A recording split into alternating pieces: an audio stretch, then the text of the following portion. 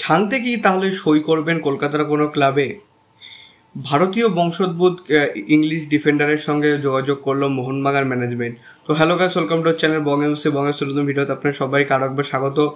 আজকে আমি নিয়ে এসেছি ইন্ডিয়ান ফুটবল আপডেট সারটি পর্ব। তো চলুন একদম দেরি না করে ভিডিওটা শুরু করা যাক। সবার প্রথমে কিন্তু কথা বলবো ইস্ট বেঙ্গলকে নিয়ে। তো ইস্ট বেঙ্গলে কিন্তু গতকাল একটা অ্যানাউন্সমেন্ট হয়ে গিয়েছে, সেটা হচ্ছে মাদি তালালের যে কনফার্মেশন সেইটার অ্যানাউন্সমেন্ট, এবং খুব ভালো ভিডিও। এমনিতেই ইস্ট বেঙ্গলের মিডিয়া যে টিম, তারা কিন্তু যথেষ্ট ভালো কাজ করে, এবং গতকাল তারা প্রজেক্ট টি নাম দিয়ে গতকাল অ্যানাউন্সমেন্টটা করেছে, এবং যথেষ্ট ভালো লেগেছে কিন্তু আমার চোখে। তো মাদি তালাল অনেকদিন আগে কিন্তু একদম শিওর একটা সাইন হয়েছিল, বাট তার কনফার্মেশন আসছিল না, সেই জন্য কিন্তু দর্শকরা অনেক চিন্তিত হচ্ছিলেন। কিন্তু এইবার কনফার্মেশন চলে এসছে, চিন্তিত হওয়ার কোনো ব্যাপার নেই। মোস্ট প্রবাবলি আরও একজন হয়তো ভালো খেলোয়াড়ের দিকে কিন্তু নজর দিতে পারে ইস্ট বেঙ্গল। বাট যদি পার্সোনালি আমাকে জিজ্ঞেস করেন, আমি কিন্তু বলবো দিয়ামান্তাকোসের থেকে মাদি তালাল সাইনিংটা বেশি ইম্পর্টেন্ট আমার ইস্ট বেঙ্গলের জন্য, আমার মতে। কারণ মাদি তালাল এমন একজন খেলোয়াড় যে যিনি মাল্টিপল পজিশনে খেলতে পারেন, তিনি উইংসেও খেলতে পারেন এবং অ্যাটাকিং মিডফিল্ডেও খেলতে পারেন। তো সুতরাং তিনি দলের জন্য একটা অ্যাসেটই বলতে হয়। আর একা হাত বা থুরি একা পায়ে কিন্তু তিনি ইস্ট বেঙ্গলকে বহু ম্যাচ হয়তো জেতাতে সাহায্য করবেন, এবং তার বয়সটাও খুব একটা বেশি নয়। তার পায়ে কিন্তু আমরা পুরনো হুকুম মুসার ঝলক কিন্তু দেখতে পাই আমরা তার খেলায়। তো যাই হোক, বেস্ট অফ লাক টু মাদি তালাল। আর নেক্সট যেটা আপডেট, সেটা ইস্ট বেঙ্গলের জন্যই বলছি। তো ইস্ট বেঙ্গল কিন্তু দুজনকে তার মার্কেট রেটারে রেখেছে। একজন হচ্ছে জিকসন সিং এবং অপরজন হচ্ছে ভিভিন মোহানান। তবে জিকসনকে পেতে গেলে কিন্তু এমসিএফসির সঙ্গে কিন্তু বেশ টক্কর দিতে হচ্ছে, আর ভিভিনকেও কিন্তু পাওয়ার জন্য কিন্তু আরও বেশ কিছু দল কিন্তু ইন্টারেস্টেড আছে। কিন্তু ইস্ট বেঙ্গল কারোর সাথেই এখনো অবধি পুরোপুরি কংক্রিট কথাবার্তা এগোয়নি। জাস্ট তারা ইন্টারেস্টেড এইটুকুনি কিন্তু জানা গেছে, এবং তারা এনকোয়ারি করছেন এদের ব্যাপারে। তো এখনও আপনাদের হয়তো আরও কয়েকদিন, অন্তত এক মাস হয়তো অপেক্ষা করতে হবে পুরোপুরি সব কিছু ইস্ট বেঙ্গলের দলটা গোছানোর জন্য। ছাংতে কি তাহলে কলকাতার কোনো ক্লাবে সই করছেন? ছাংতে কি তাহলে মোহনবাগানে আসছেন বা ইস্ট বেঙ্গলে আসছেন? গতকাল কিন্তু এরকম প্রচুর কথা শোনা যাচ্ছিল, যখন ছাংতে নিজের যেটা flight ticket Aizawl to Kolkata, সেটা কিন্তু তিনি সেইটা ইনস্টাগ্রামে ছেড়েছিলেন, এবং প্লেয়াররা কিন্তু হরহামেশা এইসব জিনিস করে থাকে তাদের একটু এনগেজমেন্ট বা রিচ পাওয়ার জন্য তাদের প্রোফাইলে। তো এটাও কিন্তু একটা সেরকম জিনিস ছিল। তিনি কলকাতায় এসেছিলেন সম্পূর্ণ নিজের ব্যক্তিগত কাজে, কিন্তু কোনো ক্লাবের হয়ে সই করতে না।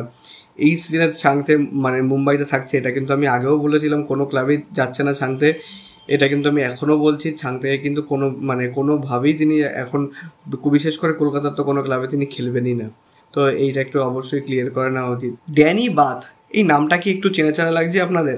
2017-18 দিকে যারা ফুটবল ফলো করতে, ইন্ডিয়ান ফুটবলের কথা বলছি, তো সেখানে কিন্তু এই নামটা কিন্তু অনেকবার উঠে এসেছিলো, যখন যারা ভারতীয় বংশোদ্ভূত খেলোয়াড়দেরকে ইন্ডিয়ান ন্যাশনাল টিম ইনক্লুড করার কথাবার্তা হয়েছিল।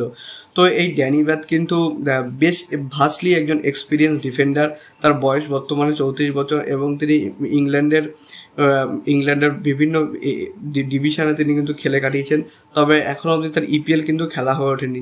কিন্তু তা না হলেও ইংল্যান্ডের সেকেন্ড ডিভিশনও কিন্তু আইএসএল এর থেকে বেটার আমার মনে হয় আর কি।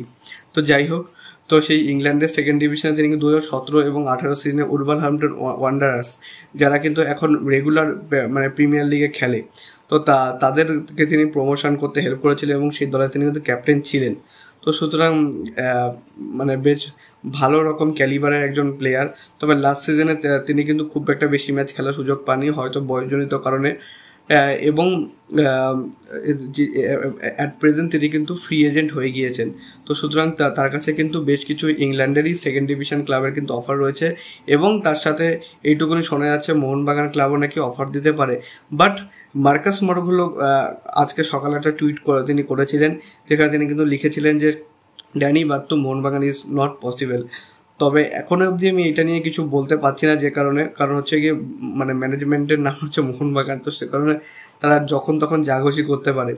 কারণ মার্কাস যে একদম 100% যে ঠিকঠাক তার 90% টুইট ঠিক হলো, 100% যে টুইট তিনি অ্যাকুরেট করতে পারেন সেটা কিন্তু নয়।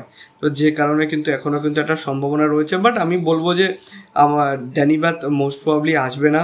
এবং যদিও তিনি মোহনবাগানে আসেন, সই করেন, তো সেক্ষেত্রে তিনি কিন্তু মানে একজন একজন ফরেনার যে প্লেসটা, সেই ফরেন প্লেসটাই তিনি কিন্তু হোল্ড করবে, তিনি কিন্তু ইন্ডিয়ান হয়ে অবশ্যই খেলতে আসবেন না।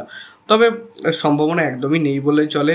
আপনারা ধরে চলুন যে অন্য কোনো ভালো হয়তো বিদেশি ডিফেন্ডারকে আনবে মোহনবাগান তাদের প্রাইমারি মানে সেন্টার ব্যাক এই টার্গেট হিসাবে।